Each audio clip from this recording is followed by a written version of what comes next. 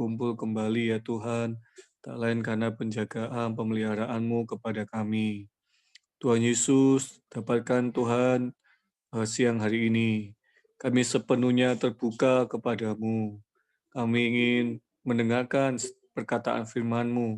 Perkataan firman-Mu bisa menguatkan kami, meneguhkan kami, menyehatkan kami, khususnya di masa-masa pandemi ini. Dan Tuhan, kami sungguh berharap kiranya melalui firman siang hari ini, kami benar-benar menjadi rumah doa. Oh, berdoa bagi kepentingan-Mu, berdoa bagi keperluan-Mu. Tuhan Yesus, kami juga berdoa untuk saudara-saudari, Bapak Ibu yang lain, teman-teman yang masih belum bergabung. Kau juga mendapatkan mereka satu demi satu, supaya siang ini bisa bergabung bersama di dalam seri perkataan sehat ini. Tuhan Yesus, pimpin Tuhan persekutuan ini siang ini. Kami serahkan semuanya ke dalam tangan-Mu dari awal hingga akhirnya. Terima kasih Tuhan, kami percaya Engkau ada di tengah-tengah kami. Di dalam nama-Mu kami sudah berdoa. Amin.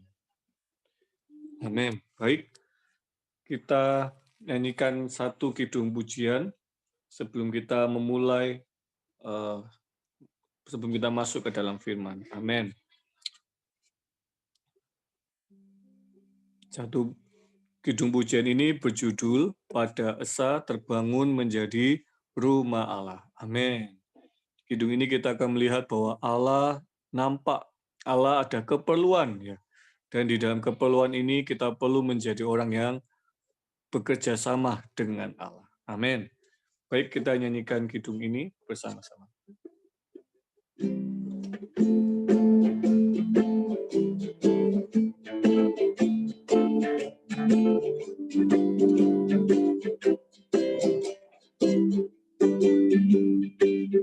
Allah ada keperluan, tahukah kalian?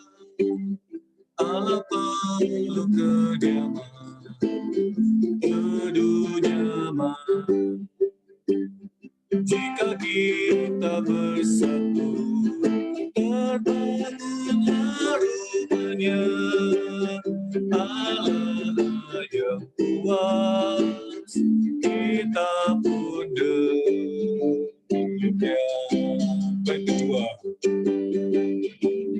Bila kita terpecah, wujudkan rumahnya yang diperkenan Tuhan, sehias kata, letakkan segala yang rusak kesatuan, demikian datangkan kesatuan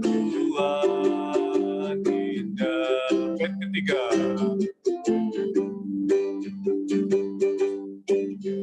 Hidup dalam kesatuan, saling kasih, nyata di rumah Allah. Kasih ini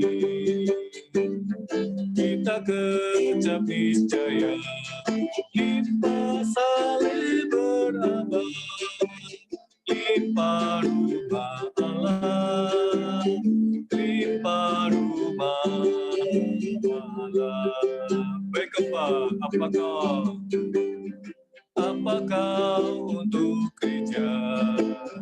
Tunjukkan sekarang, maukah kau serahkan diri untuk pemulihan? Maukah terima tantangan, ikulah mana gereja, mutlak untuk Tuhan, mutlak untuk Tuhan. Dari zaman ke zaman, dari zaman ke zaman, Tuhan pilih kita, generasi yang mulia, raja nyata. Kita tak dapat berhenti karena puaskan keadaan, kita tetap maju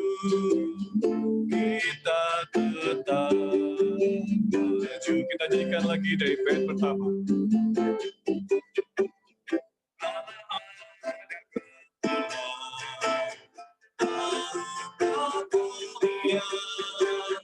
Tak perlu kediaman, teduh nyaman. Jika kita bersatu, terbangunlah rumahnya. Allah kuat, kita mudah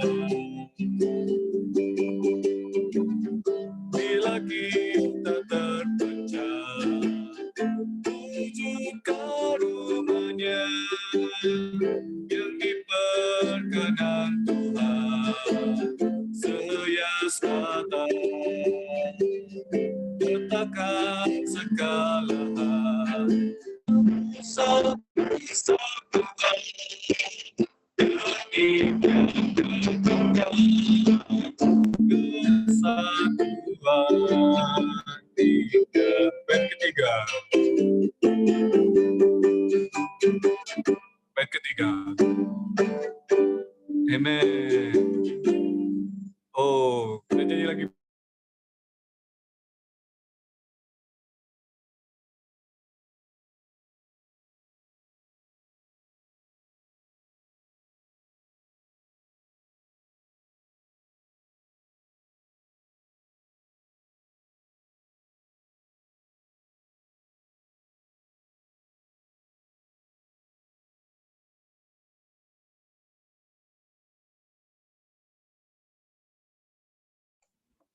Sepertinya ada kendala teknis dari Saudara Hadi. Kita nyanyikan kembali bait ketiga.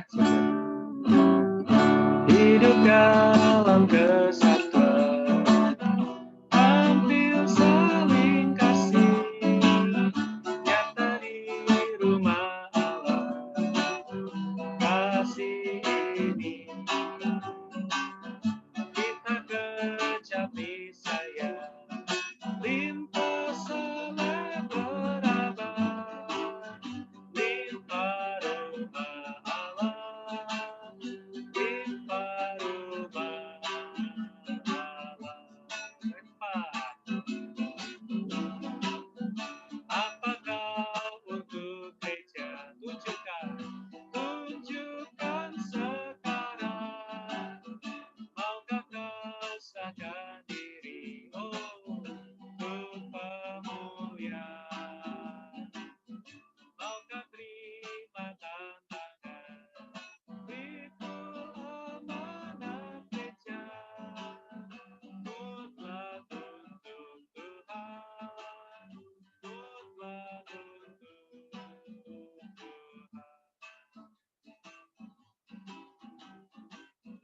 Dari zaman ke zaman, Tuhan pilih kita, generasi yang mulia, raja nyata.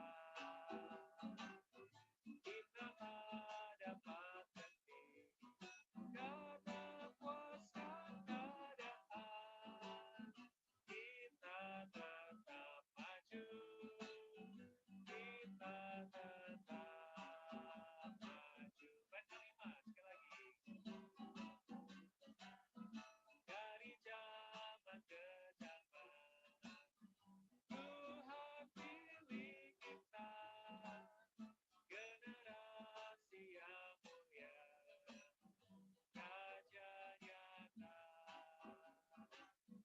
Kita tak dapat henti, karena puaskan keadaan.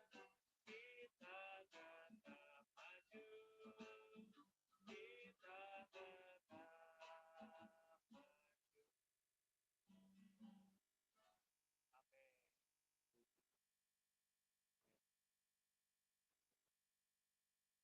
Saudari, mari kita boleh memproklamirkan bait yang kelima sama-sama.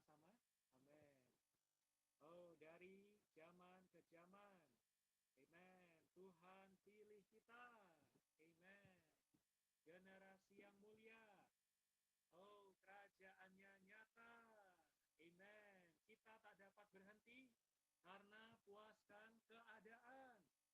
Kita tetap maju. Amin. Kita tetap maju. Amin. Puji Tuhan. Baik, mari kita bersatu di dalam doa, saudari, sebelum kita memasuki firman pada siang ini. Tuhan, terima kasih untuk kesempatan siang ini. Kami terbuka kepada perkataan-Mu. Tuhan, kami perlu Engkau mewahyukan kehendak-Mu kepada kami. Tuhan, mengapa perkara berdoa begitu penting pada zaman ini? Tuhan, dan apakah makna dari rumah doa? Tuhan, kami mau Engkau menyingkapkan setiap selubung kami, agar kami nampak apa yang terkandung di dalam hati-Mu. Terima kasih Tuhan, berkati juga koneksi internet dan device yang kami pergunakan, dimanapun kami berada, kami mohon Engkau menguduskannya. Tuhan, sehingga dari awal hingga akhir, kami boleh menikmati berkat hayat. Terima kasih Tuhan. Amin. Puji Tuhan, saudara-saudari. Apakah suara saya sudah jelas terdengar? Jelas. Ya, puji Tuhan, saudari. Sesuai dengan topiknya, mari kita tetap berdoa. Bukan hanya saudara-saudari yang melayani, tetapi setiap kita, mari tetap berdoa agar dari awal hingga akhir kita bisa menikmati persekutuan ini tanpa terputus. Ya, baik, saya lanjutkan. Mohon maaf, saya akan share terlebih dulu.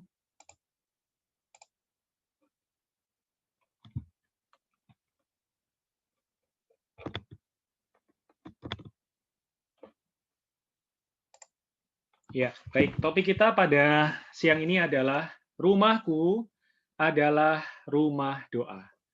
Saudara-saudari, mungkin hal ini atau kalimat ini sering kita dengar, dan ini juga sangat familiar di telinga banyak orang Kristen. Karena ya ini adalah satu perkataan yang diucapkan oleh Tuhan Yesus ya, ketika Dia ada di bumi, ketika Dia membersihkan bait suci. Di sana Tuhan menemukan bahwa bait suci sudah berubah fungsinya. Tidak lagi menjadi rumah doa, tetapi tempat untuk berjual beli. Tuhan membalikkan meja-meja penukar uang. Tuhan mengusir semua pedagang merpati. Saudara-saudari, ini adalah satu kalimat yang diucapkan oleh Tuhan bukan secara ringan, tetapi sangat mengandung makna rohani. Tetapi sebelum kita masuk ke dalam pembicaraan Tuhan di dalam Perjanjian Baru, kita perlu melihat terlebih dulu awal mula disebutkan perkara rumah, terutama rumah Allah. Jadi rumahku di sini bukan rumah saya, bukan rumah manusia, tetapi adalah rumah Allah. Ya. Mari kita melihat potongan ayat yang kita bisa ambil dari Kejadian pasal 28. Di sana dikatakan, maka bermimpilah ia. Ia di sini adalah Yakub. Ya. Yakub bermimpi di bumi ada didirikan sebuah tangga yang ujungnya sampai ke langit. Dan tampaklah malaikat-malaikat Allah turun naik di tangga itu. Ketika Yakub bangun dari tidurnya, berkatalah ia, sesungguhnya Tuhan ada di tempat ini, dan aku tidak mengetahuinya. Ia takut dan berkata, alangkah dahsyatnya tempat ini. Ini tidak lain dari rumah Allah. Ini pintu gerbang surga. Saudara-saudari, ketika kita melihat potongan ayat ini adalah cerita ketika Yakub ini melarikan diri dari rumah orang tuanya dalam perjalanan menuju ke rumah pamannya. Mengapa? Karena Yakub adalah seorang yang sudah merebut berkat yang seharusnya diperuntukkan untuk anak sulung, yaitu kakaknya Esau. Karena itulah dia melarikan diri. Dia takut. Dia tidak membawa bekal yang berlimpah bagaimana. Dia bukan sedang piknik, tetapi dia sedang lari, saudari. Maka dari sini kita akan melihat dua hal Yang pertama adalah mengenai Yakub, yang kedua adalah mengenai rumah Allah. Ya, mari kita melihat terlebih dulu apa makna dari Yakub. Ya, Yakub di dalam bahasa aslinya dikatakan dia adalah seorang perebut. Nama dari Yakub itu adalah artinya penipu, perampas. Ya, ini melambangkan apa, saudari? Ini adalah melambangkan kita sebagai manusia yang penuh dengan alamiah. Secara alamiah, manusia itu ingin mendapatkan apa yang dia mau. Ya. Ingin mendapatkan, ingin merebut sesuatu.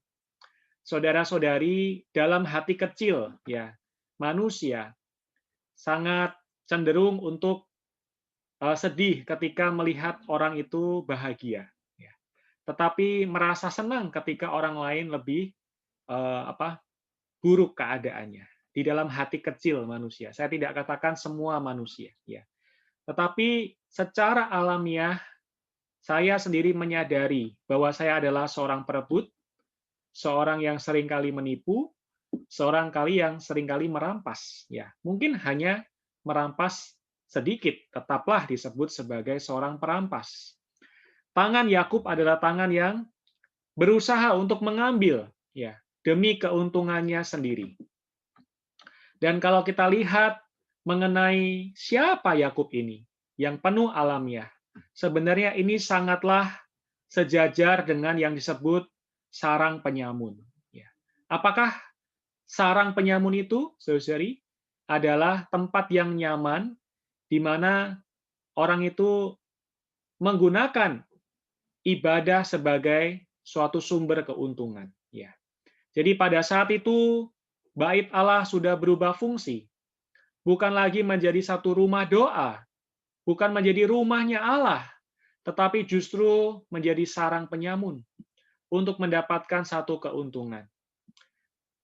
Kita tidak perlu menghakimi siapapun, tetapi kalau kita merasa, saudara-saudari, bahwa seringkali banyak orang Kristen datang beribadah adalah untuk memenuhi kepentingannya sendiri, untuk mendapatkan keuntungan pribadi, untuk mendapatkan kepuasan.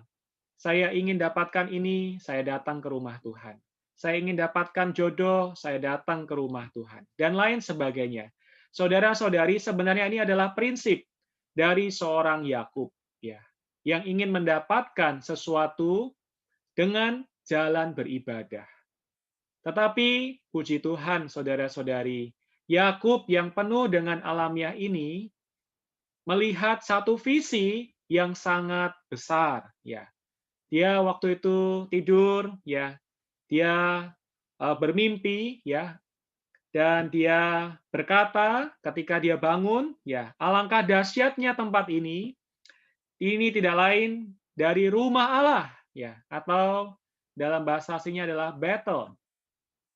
Ini adalah pintu gerbang surga. Saudara-saudari, seorang Yakub yang demikian mewakili diri kita sebagai umat pilihan Allah yang di dalam proses kehidupan kita masih ada unsur alamiah. Ya, siapakah di antara kita yang bisa berani berkata, saya sudah tidak ada unsur alamiah, saya sudah tidak ada keinginan untuk mendapatkan keuntungan, ya. Saya sudah sepenuhnya memenuhi atau terpusat atau mementingkan hanya kepentingan Allah. Saudara-saudari, sama halnya dengan Yakub, ya. Dalam proses perjalanan hidupnya, dia diubah menjadi Israel, ya. Kita tahu sejarahnya. Tetapi dalam proses itu, ya, dia boleh diizinkan untuk melihat visi mengenai rumah Allah, ya, tempat tinggal Allah. Apakah maknanya ini? Maknanya adalah Allah kita itu ada keperluan. Cici. Iya. Saudari, dalam kidung yang tadi kita nyanyikan sangat berkaitan dengan topik kita pada siang ini. Sekali lagi saya katakan, Allah kita ada keperluan. Amin. Mari, saudara-saudari, di rumah Anda masing-masing kita boleh mengatakan hal yang sama. 1, 2, 3. Allah kita ada keperluan. Amin. Ya, saudari, karena ada keperluan, maka Allah perlu satu tempat kediaman, perlu rumah ya untuk menggenapkan tujuannya, keperluannya, hasrat hatinya. Baik, kita akan lanjutkan. Nah, di dalam rumahnya ini, ya, kita akan lihat dalam Ibrani 3 ayat 6a. Di sana dikatakan bahwa Kristus setia sebagai anak yang mengepalai rumahnya. Haleluya. Oh, kita perlu nampak rumah ini dikepalai oleh Kristus. Dan siapakah rumahnya? Rumahnya adalah Anda dan saya. Saudara-saudari, rumah Allah bukanlah satu bangunan yang fisik, bukanlah satu gedung, tetapi kita, ya, kita adalah rumahnya yang rohani, ya, seperti dikatakan dalam kitab 1 Petrus pasal 2, ya. Kita adalah rumahnya, tempat di mana Allah seharusnya mendapatkan perhentian, mendapatkan kepuasan, mendapatkan tujuannya bisa tergenap, ya. Karena itu, apa yang kita mau lihat, ya, diri kita sebagai rumahnya Tuhan, ya. Nah, ini berkaitan dengan potongan yang kedua, rumahku adalah rumah doa, ya. Jadi sudah mulai lebih spesifik ya, saudari. Rumah yang dimaksud di sini adalah rumah doa. Baik, kita lihat terlebih dulu ayatnya. Dalam Lukas pasal 18 ayat 7 sampai 8. Di sana ada satu kisah ya, seorang janda ya yang terus-menerus memohon kepada hakim yang tidak adil ya untuk membela urusannya, membela perkaranya. Dan Tuhan memberikan satu contoh ini untuk memperlihatkan kepada kita ya bahwa ketika seseorang umatnya itu berseru kepadanya siang dan malam, berdoa, memohon, ya, Allah kita adalah Allah yang membenarkan kita. Allah kita adalah Allah yang menolong kita. Ya.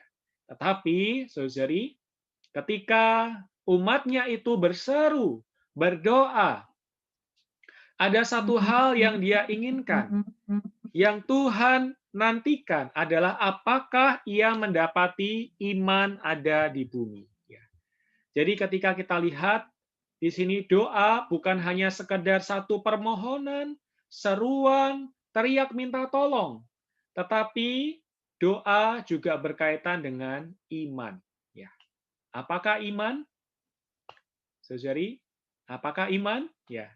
Iman timbul dari pendengaran akan firman Kristus. Ya. Iman bukan berasal dari kita sendiri. Iman timbul dari firman Tuhan yang kita terima. Artinya, dalam berdoa, tidak bisa lepas dari firman Tuhan. Di dalam berdoa, kita perlu menjadi orang yang beriman, orang yang menyatukan diri kita dengan firman Tuhan. Dan sebenarnya, di dalam firman Tuhan itulah terkandung isi hati Tuhan. Ya, memang saudara-saudari, tidak ada salahnya kita berdoa untuk keperluan kita masing-masing. Terutama dalam masa yang sulit sekarang ini, tentu banyak umat Tuhan yang siang malam berseru kepada Tuhan. Tetapi Tuhan tidak menyalahkan seruan kita itu. Tapi Tuhan mau masuk lebih dalam. Apakah doa kita itu seturut dengan kehendak Tuhan yang terkandung di dalam firman-Nya. Ya. Jadi saudari, kita lebih maju lagi bahwa doa yang didengar oleh Allah, doa yang diperkenan oleh Allah adalah doa yang bersumber dari iman kita. Amin. Mari kita melihat lebih lanjut. Dan di dalam potongan ayat yang kita lihat di depan ini, di Lukas 21 ayat 36, di sana ada eh, satu apa? Dorongan ya, satu arahan kepada kita, yaitu ketika Tuhan menjelang akan datang kembali, Dan ya, banyak kali, ada kenapa kita sulit kesusahan menemukan? besar. Ya, jadi ada kesusahan besar. Tetapi supaya kita bisa luput dari semuanya itu, menjelang kedatangan Tuhan, kita perlu memiliki kehidupan yang berjaga-jaga, senantiasa sambil berdoa. Ya. Jadi ini sudah masuk lagi lebih dalam mengenai kehidupan. Kehidupan kita menjelang kedatangan Tuhan, saudari, haruslah kehidupan yang berjaga-jaga dan berdoa. Ya, berjaga-jaga senantiasa sambil berdoa. Ya, karena itu yang bisa menguatkan kita supaya kita bisa luput. Ya, kita bisa terangkat. Ya, ini adalah topik yang minggu lalu, saudari. Dan Tuhan kita sebagai manusia, dia di muka bumi, dia juga memiliki satu teladan. Ya, teladannya adalah ia mempersembahkan doa, permohonan dengan ratap tangis. Ya, kehidupan manusia Yesus ini di bumi adalah kehidupan yang berdoa. Ya, jadi kita punya teladan ya, saudari, yaitu Tuhan kita Yesus Kristus. Lalu kita akan melihat satu potongan ayat lagi. Di 1 Raja-Raja pasal 8 ayat 48 sampai 49.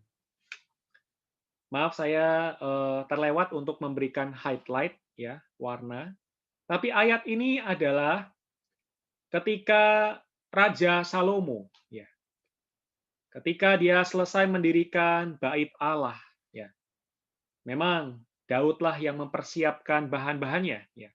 Salomo lah yang akhirnya menyelesaikan pekerjaan pembangunan bait Allah ini. Dan di dalam permohonan Salomo kepada Allah, dia berkata, apabila mereka berbalik kepadamu dengan segenap hatinya dan segenap jiwanya, di negeri musuh yang mengangkut mereka tertawan. Nah, saudara-saudari, ini mengacu apa? Ini mengacu pada kondisi umat Israel yang tertawan. Ini juga bisa diimplementasikan dengan kita adalah orang-orang Kristen yang di dalam keadaan yang lemah, ya, jatuh, gagal. Lalu apa, saudara-saudari? Dan apabila mereka berdoa kepadamu dengan berkiblat, ya, berkiblat ke negeri mereka yang telah kau berikan kepada nenek moyang mereka, ke kota yang telah kau pilih, dan ke rumah yang telah kudirikan bagi namamu. Baik, di potongan ini, Raja Salomo sendiri ya mengatakan ya bahwa Tuhan mohon ya ketika umatmu ini gagal, umatmu tertawan, tapi kalau mereka tuh berdoa kembali kepadamu, ya berdoanya bukan berdoa yang umum ya saudara-saudari, berdoanya mereka itu ada syaratnya. Ya. Berdoanya adalah berkiblat atau terarah. Yang pertama apa? Kita bisa garis bawahi di Alkitab kita, ke negeri mereka. Ini yang pertama. Yang kedua adalah ke kota yang telah kau pilih. Dan yang ketiga adalah ke rumah yang telah kudirikan bagi namamu. Jadi ada tiga hal, saudari, prinsip di mana umat Israel itu bisa didengarkan doanya. Atau doanya itu bisa menggerakkan hati Allah. Yang pertama adalah terarah ke negeri mereka. Kedua, ke kota yang telah kau pilih. Dan yang ketiga adalah ke rumah yang telah kudirikan bagi namamu. Ya. Maka, ya, Engkau kiranya mendengarkan di surga tempat kediamanmu yang tetap kepada doa dan permohonan mereka, dan engkau kiranya memberikan keadilan kepada mereka. Baik, untuk memperkuat, kita bisa lihat teladan Daniel. Nah, ketika porsi Daniel 6 ayat 11 ini adalah latar belakangnya Daniel sudah ada di penawanan, saudara-saudari. Sudah ada di Babel, ya, yang melambangkan kondisi umat Allah yang jatuh.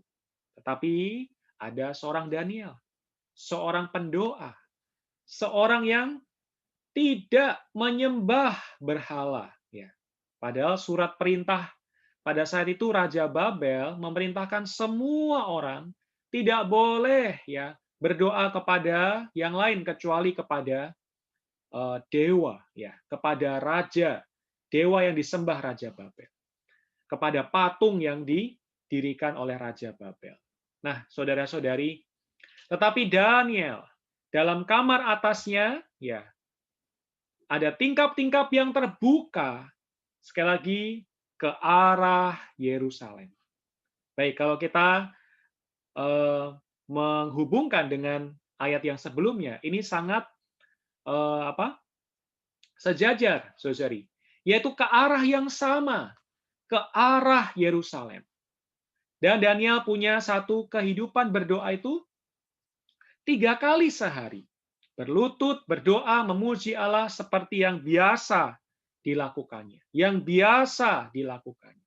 Jadi adalah kehidupan yang dia kerjakan ya secara setia ya, saudara-saudari. Nah, mari kita melihat 3 hal yang tadi saya sempat tekankan. Yang pertama adalah mengarahkan diri ke negeri, ya, ke negeri yang kudus, ya, ini mengacu kepada Kristus yang al-muhid. Ya. Untuk penjelasan al-muhid, saya sederhanakan saja, yaitu Kristus ya yang begitu limpah, ya, yang mencakup segala sesuatu dan di dalam segala sesuatu. Saya ambil contoh. Negeri yang diberikan oleh bangsa Israel ini adalah negeri yang kaya, saudari, yang melambangkan Kristus kita yang al-muhid. Di sana penuh dengan susu dan madu, ya, penuh dengan kelimpahan, ya. Ketika orang Israel ya mengutus ya para 12 orang pengintai ya, wah mereka membawa ya satu tandan anggur, ya, tapi harus dipikul oleh 2 orang. Wah, ini melambangkan apa? Negeri itu sangat kaya.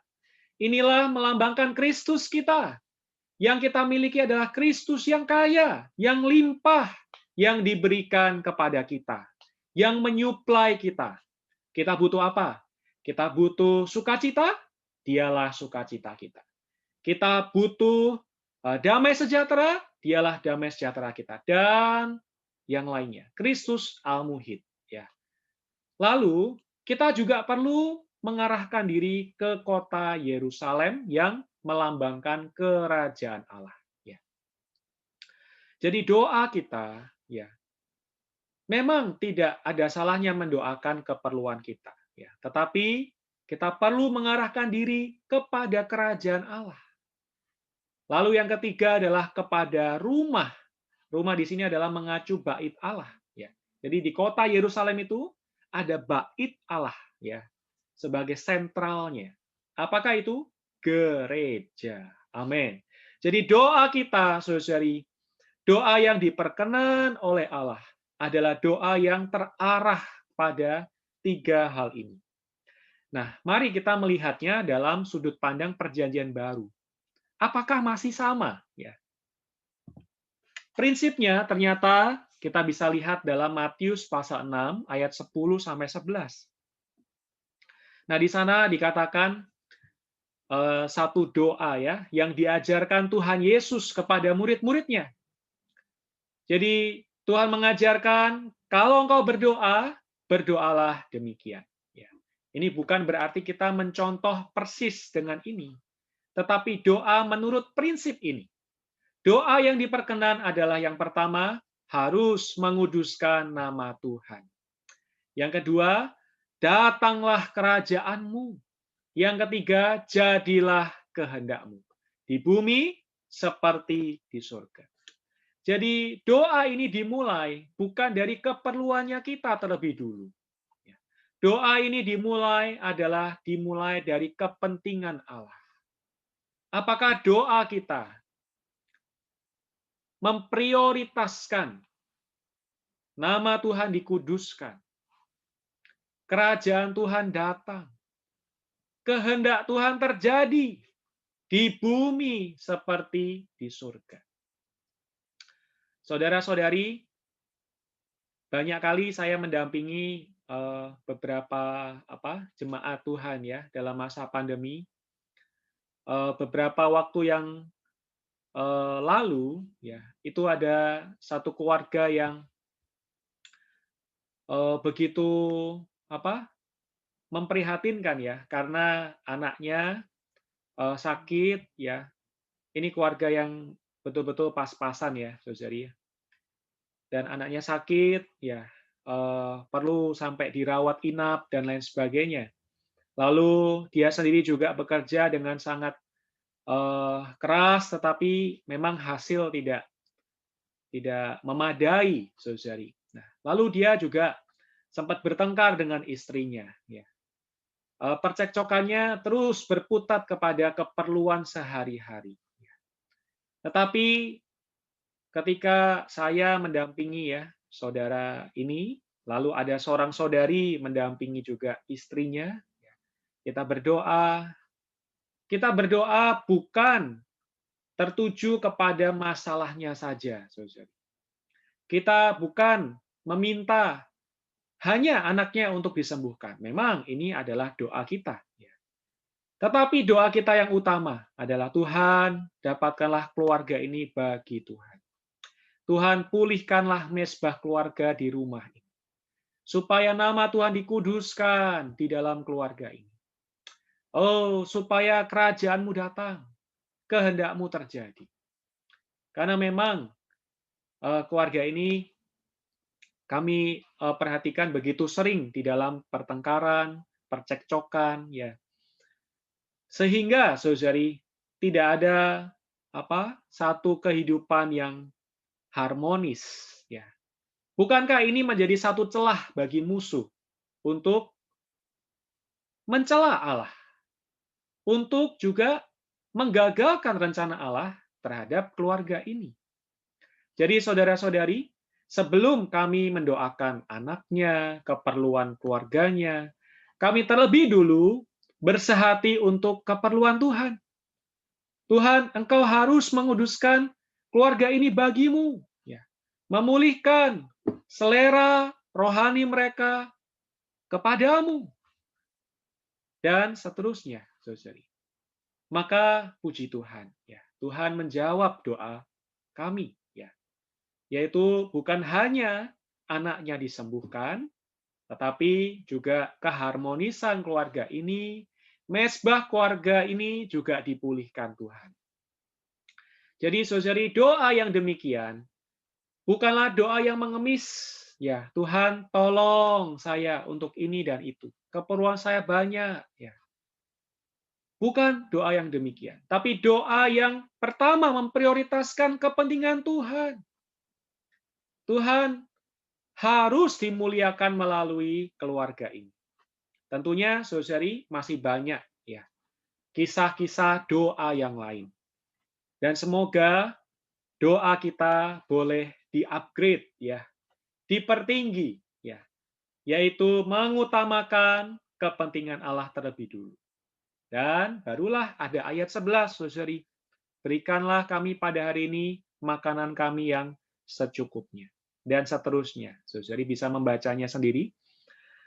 Ini adalah prinsip yang ternyata juga sejajar dengan apa yang dikerjakan orang-orang di dalam Perjanjian Lama, seperti tadi kita lihat pada Daniel. Ya. Baik.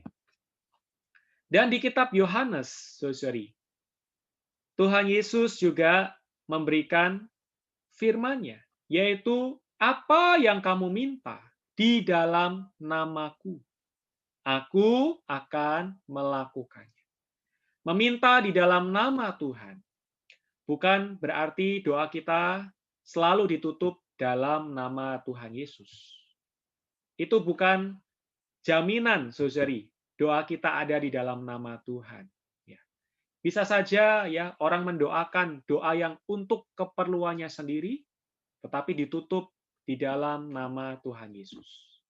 Doa, permintaan dalam nama Tuhan, artinya kita bersatu dengan diri Tuhan sendiri. Ya, bersatu dengan persona Tuhan sendiri. Seirama, sehati dengan Tuhan sendiri. Karena itu, ketika kita berdoa, agar kita tahu hati Tuhan, saudari, mari kita juga meluangkan waktu untuk membaca firman-Nya, mendoakan firman-Nya. Kita perlu membuka hati, Tuhan, apakah yang Engkau mau? Karena doa seseorang ya seringkali dimulai dengan aku mau. Tetapi saya mau, saudari kita boleh memulai satu hal yang praktis. Tuhan, apakah yang Kau mau aku doakan? Apakah kehendak-Mu, Tuhan? Ya, kehendak Tuhan semoga jadi melalui doa umatnya. Amin. Maka apa? Hasilnya adalah Bapa dipermuliakan. Amin. Dan di dalam kitab Yakobus ada satu peringatan, saudari. Ini mempertegas apa yang telah saya sampaikan. Kamu tidak memperoleh apa-apa. Mengapa? Karena kamu tidak berdoa. Ya, tidak berdoa, tidak memperoleh apa-apa. Ini jelas ya, saudari. Atau kamu berdoa juga, tetapi kamu tidak menerima apa-apa. Karena kamu salah berdoa. Sebab yang kamu minta itu hendak kamu habiskan untuk memuaskan hawa nafsumu. Jadi, saudari, hawa nafsu ini mewakili keinginan ya diri kita sendiri. Ya, hawa nafsu dipuaskan. Ada orang yang berdoa, tapi doanya adalah untuk hawa nafsunya, untuk memuaskan keinginan dagingnya. Saudari, ini menjadi juga peringatan buat saya, agar kita semua tidak salah berdoa. Berdoa perlu ya mengenal apa kehendak Tuhan. Melalui apa? Melalui firman-Nya, saudari. Amen. Baik. Tetapi ya ada kalanya, saudari, kita sendirian berdoa, kita bisa mudah lemah. Betul tidak, saudari? Kadang kita sendirian berdoa, saya juga merasakan kita seringkali tidak bisa konsisten. Ya. Karena itu ada satu teladan di dalam Alkitab, mari kita lihat, yaitu di dalam Keluaran pasal 17, yaitu kisah mengenai Musa ketika mengangkat tangannya, waktu itu bangsa Israel sedang berperang melawan bangsa Amalek. Ya. Bangsa Amalek ya, itu akan dikalahkan ya ketika tangan Musa itu terangkat. Ya. Tetapi tangan Musa menjadi penat di ayat 12. Ya. Maka Harun dan Hur menopang kedua belah tangannya. Ya. Sehingga apa, saudari? Sehingga bangsa Israel bisa menang, mengalahkan Amalek ya dan rakyatnya. Ini adalah satu teladan di mana bangsa Israel waktu itu mengandalkan Tuhan. Ya. Mereka mengangkat tangannya. Mereka bersumber daripada Tuhan, berperang demi nama Tuhan. Amalek ini melambangkan adalah alamiah kita. Ya. Ini adalah salah satu suku yang ada di tanah permai. Ya. Adalah salah satu suku yang perlu dibasmi, yang melambangkan alamiah manusia. Ya. Kita, saudari, hari demi hari ada peperangan. Ya. Peperangan kita salah satunya adalah memerangi juga hawa nafsu kita. Bagaimana teladan atau jalan yang paling praktis?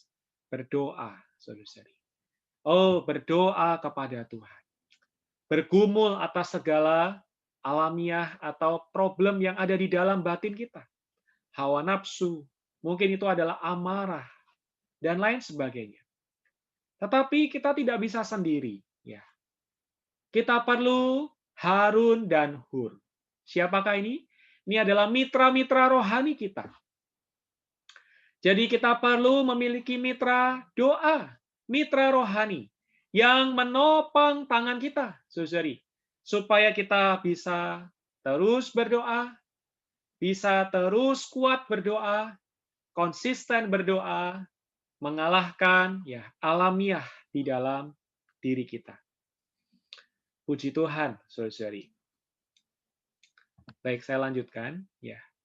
Dan ternyata, saudari, apa yang kita doakan ya adalah perlu ya doa dan juga perlu kita pikirkan. Ya, saya baca terlebih dulu ayat ini. Dalam Efesus 3 ayat 20 dikatakan, bagi dialah yang dapat melakukan jauh lebih banyak daripada yang kita doakan atau pikirkan. Seperti yang ternyata dari kuasa yang bekerja di dalam kita. Jadi ayat ini ya memberitahu kita bahwa kita perlu berdoa, kita juga perlu memikirkannya. Ketika saya mendoakan saudara tadi ya yang mengalami masalah di dalam keluarganya, saya bukan hanya berdoa tapi saya juga memikirkannya ya. Memikirkannya bagaimana perkembangannya ya. Terkadang saya menelpon bagaimana apakah ada kemajuan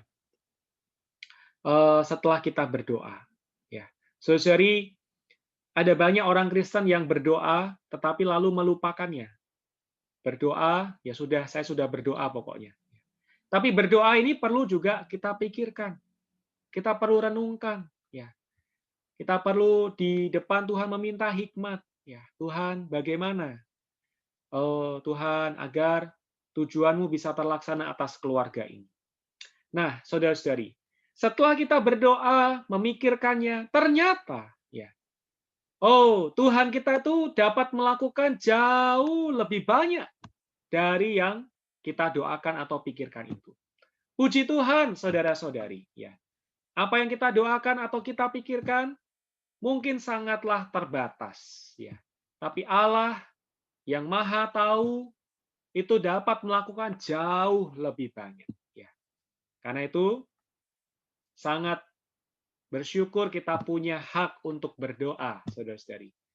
Dan Tuhan kita adalah Tuhan yang mampu melakukan jauh lebih banyak dari yang kita doakan dan pikirkan.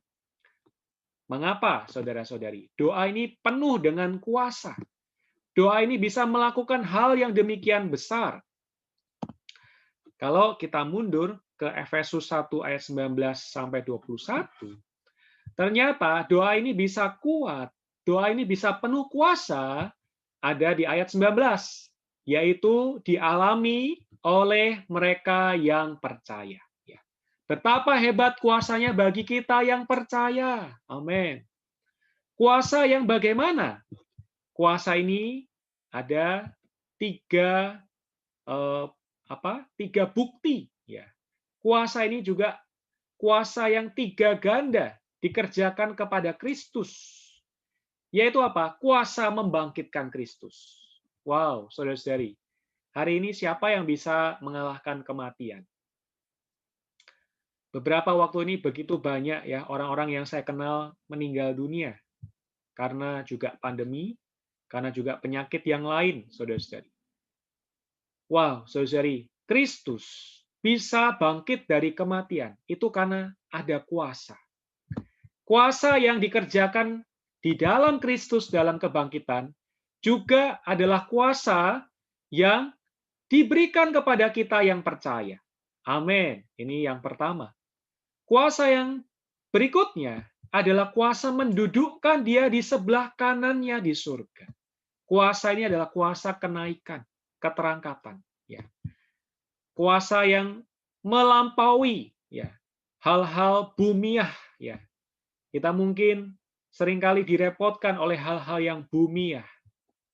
Tapi bagi orang yang percaya, kedudukan kita ada bersama dia di surga, saudara-saudari. Dan yang ketiga adalah kuasa ini jauh ya, lebih tinggi dari segala pemerintah dan penguasa dan kekuasaan dan kerajaan dan tiap-tiap nama yang dapat disebut. Bukan hanya di dunia ini saja, melainkan juga di dunia yang akan datang. Wah, saudara-saudari, kuasa yang demikian juga ada pada gerejanya, ya. Ketika kita mengarahkan, ya, tadi hati kita, doa kita kepada kepentingan Allah, ya, kepada Kristus, kepada kerajaannya, dan kepada gerejanya. Amin. Nah, maka saudara-saudari, kesimpulan dari topik kita pada siang ini, yaitu subjek utama dan sasaran doa dalam menjadi rumah doa, itu adalah untuk mempersiapkan, maaf, adalah untuk mempersiapkan satu gereja yang mulia bagi Kristus, gereja yang akan sepadan dengan Dia dan menggenapkan hasrat hatinya. Wow, saudari. Jadi tujuan sasaran dari doa adalah bagi gerejanya. Wah, saudari. Jadi kita perlu mengupgrade ya doa kita. Mari kita juga mencari rekan doa untuk mendoakan kehendak Tuhan terjadi di bumi. Gerejanya bisa terbangun, gerejanya bisa siap sedia menjadi sepadan dengan Kristus, menggenapkan hasrat hati Tuhan. Mari kita bersatu dalam doa. Amin. Tuhan, terima kasih. Kami bersyukur untuk hak-Mu yang Kau berikan kepada kami. Hak untuk berdoa. Oh, doa ini bukanlah satu doa yang hanya meminta untuk keperluan kami. Tapi doa ini adalah doa yang seturut dengan kepentingan-Mu. Tuhan, Engkau mau membangun rumah-Mu ya Tuhan. Kamilah rumah doa-Mu. Tuhan, kami mau melalui kami kehendak hati-Mu tergenapkan. Melalui kami, Tuhan, gereja-Mu bisa terbangun. Iblis segera dieksekusi. Tuhan, kerajaan-Mu datang. Engkau segera datang kembali untuk kedua kalinya. Tuhan, berkatilah setiap saudara-saudari di dalam kehidupan doa mereka. Oh, bisa tekun. Oh, bisa terus sehati dengan kehendak Tuhan. Terima kasih Tuhan. Mulia hanya bagi nama Tuhan. Amin. Puji Tuhan. Baik, saya sampai sekian. Saya coba menilik ya beberapa pertanyaan. Baik, yang pertama, saya coba langsung jawab saja, Saudari.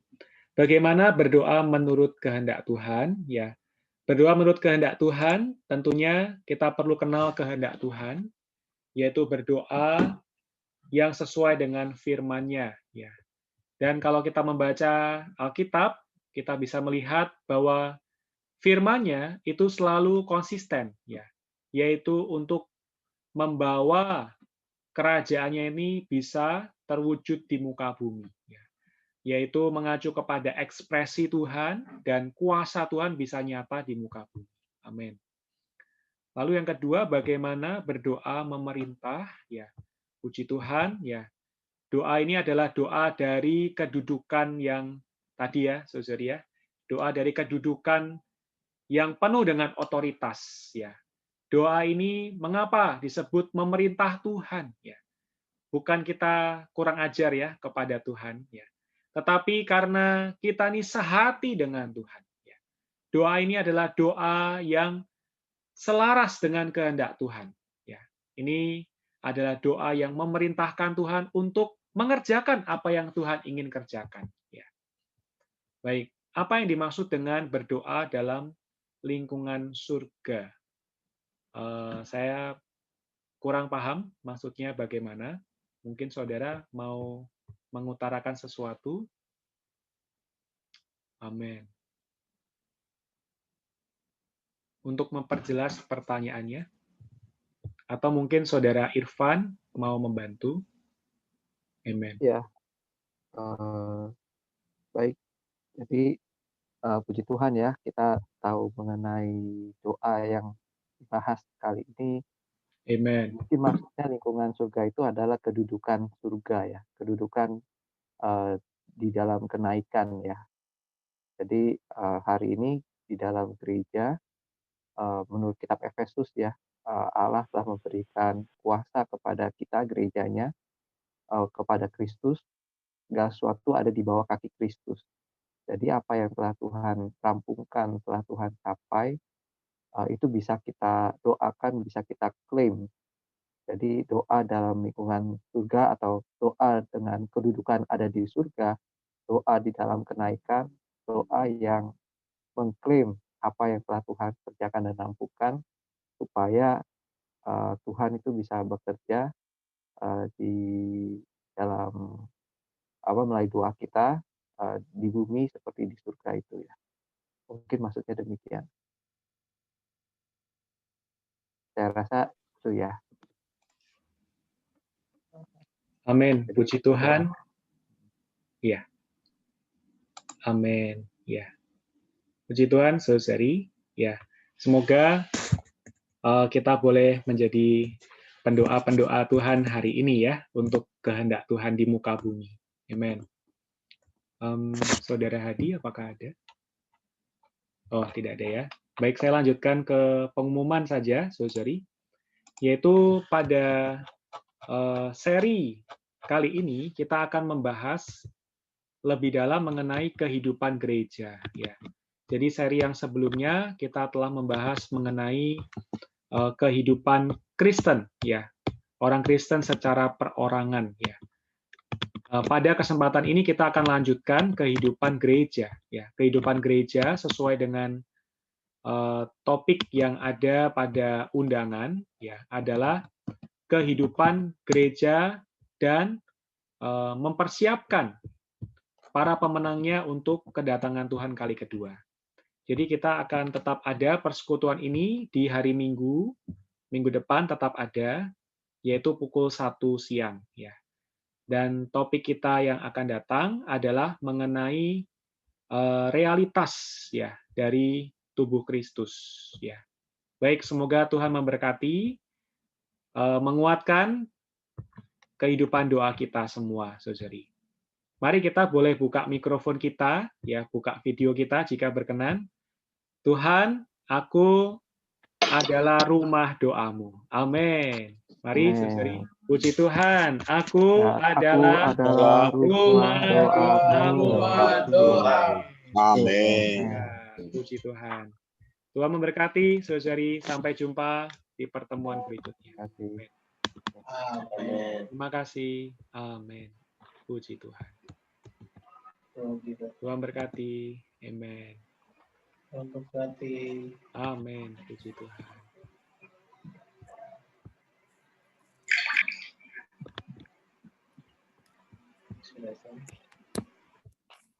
Baik. Tuhan berkati, saudari. Amin. Baik, kami tutup ya. Amin.